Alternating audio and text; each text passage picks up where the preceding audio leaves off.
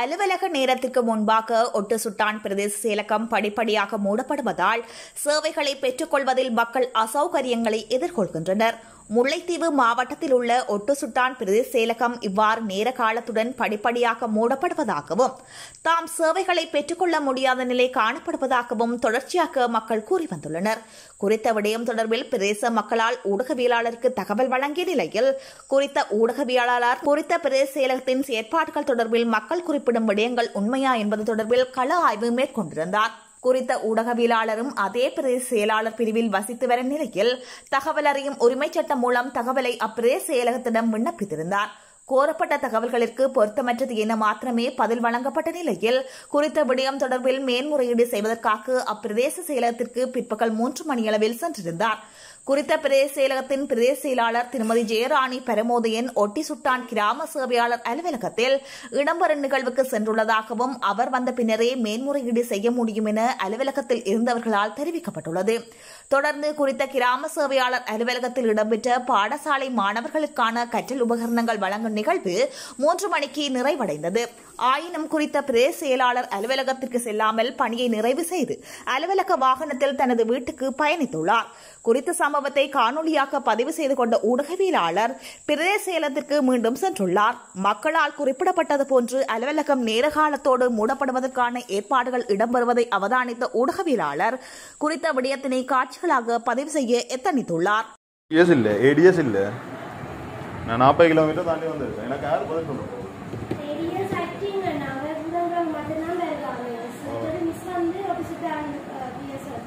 இந்த புத்தக பேக் கொடுத்தவா தானே கொடுத்துட்டு 3 மணிக்கு வலிக்கிட்டு விட்டா போயிட்டேன். நான் பார்த்துட்டு தான் வந்தேன். நான் இப்போ வேறுங்க, நான் 40 கிலோமீட்டர் தாண்டி வந்துருக்கேன். வேற வந்த இடத்துல லேண்டில் ஒருத்தரும் இல்லை, 2 பேர் தான் நிற்கணும். பதில் சொல்லினா இல்லை, யார்கிட்ட கம்ப்ளைண்ட் பண்ணுறது? நான் வேற யார் அடுத்த சிசியும் இல்லையா? இப்போ இதுக்கு யார் பொறுப்பா இருக்கிறது? வேற ஒருத்தருமே இல்லை. இப்போ நான் இப்போ கம்ப்ளைண்ட் பண்றாங்க யாருமே இல்லை.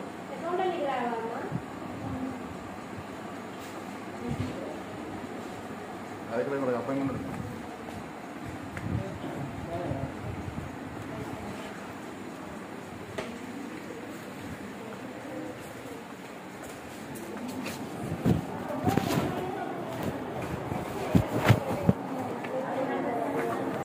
சரியாக 3:30 மணிக்கு படிப்படியாக பிரதேச செயலக ஊழியர்கள் கடமைகளை முந்திக் கொண்டு வெளியேற ஆரம்பித்தனர்.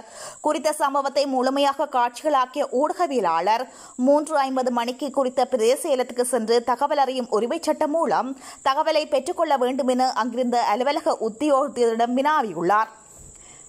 அலுவலகம் மூடப்பட்டுள்ளதாகவும் திங்களே பெற்றுக்கொள்ள முடியும் என அவர் குறிப்பிடப்பட்டுள்ளார்.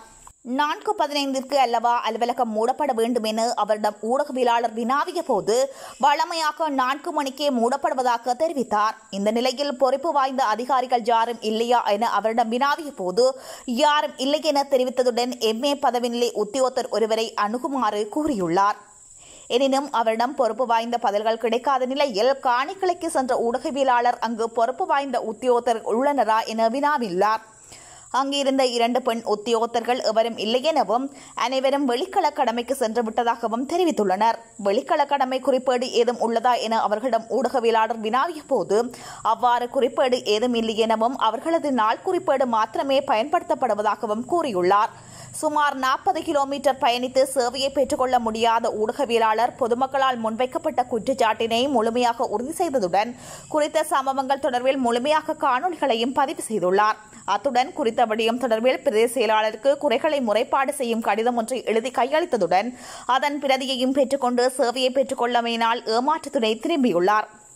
குறித்த விடயம் பொதுமக்களது அடிப்படை தேவைகளை பூர்த்தி செய்யாததும் துஷ்பிரயோகமானதுமான விடயம் என்பதால் சம்பவம் தொடர்பில் ஒட்டி சுட்டான் போலீஸ் நிலையத்தில் குறித்த ஊடகவியலாளரால் முறைப்பாடு ஒன்றும் பதிவு செய்யப்பட்டுள்ளமையும் இங்கு குறிப்பிடத்தக்கது.